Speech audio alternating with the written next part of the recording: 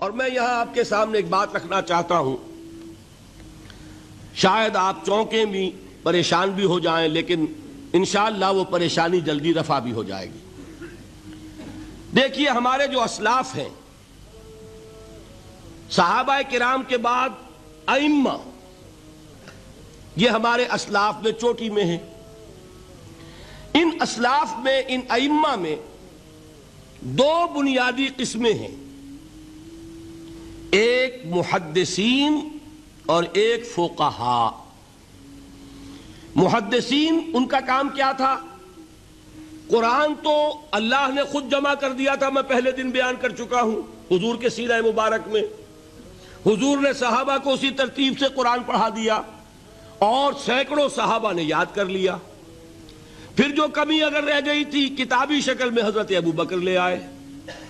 پھر اگر اس میں کوئی فرق پڑ رہا تھا پڑھنے کے انداز میں، تو ایک کتابت کے اوپر جمع کر دیا حضرت عثمان نے۔ بات ختم ہو گئی۔ خلافت راشدہ میں قرآن کا معاملہ تو محفوظیت کی آخری درجے کو پہنچ گیا۔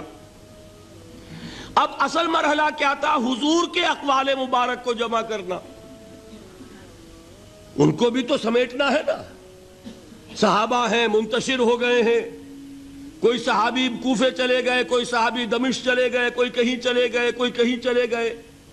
میزبان رسول جو ہے وہ دفن ہے قسطنطنیہ کی فصیل کے باہر، حضرت ابو ایوب انصاری رضی اللہ تعالی عنہ۔ اب ان سب کے پاس، کسی کے پاس اتنی احادیث، کسی کے پاس اتنی احادیث، ان کو جمع کرنے کا کام، پھر چھان پھٹک کرنے کا کام، پھر مرتب کرنے کا کام، یہ کس نے کیا؟ محدثین کرام نے۔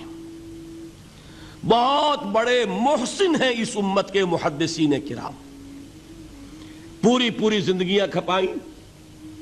ایسا بھی ہوا ہے، ایک صحابی مدینے سے چلتے ہیں، ایک محدث مدینے سے چلتے ہیں، انہیں معلوم ہوتا ہے کہ ایک صحابی دمشق میں ہے، ایک حدیث وہ بیان کرتے ہیں، ذرا باریک بات ہے، سمجھ لیجئے گا۔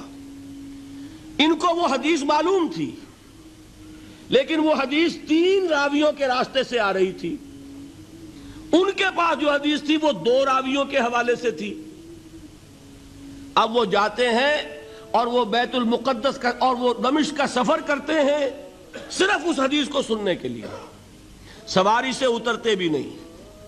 میں نے سنا ہے آپ حضور کی یہ حدیث بیان کرتے ہیں، جی ہاں، ذرا مجھے سنا دیجئے۔ سنا دیا، ویسے ہی اپنے اونٹ کی جو ہے گردن موڑ لی کہ واپس، بھائی اترو، ٹھہرو، قیام کرو۔ نہیں، میں صرف ایک حدیث رسول تم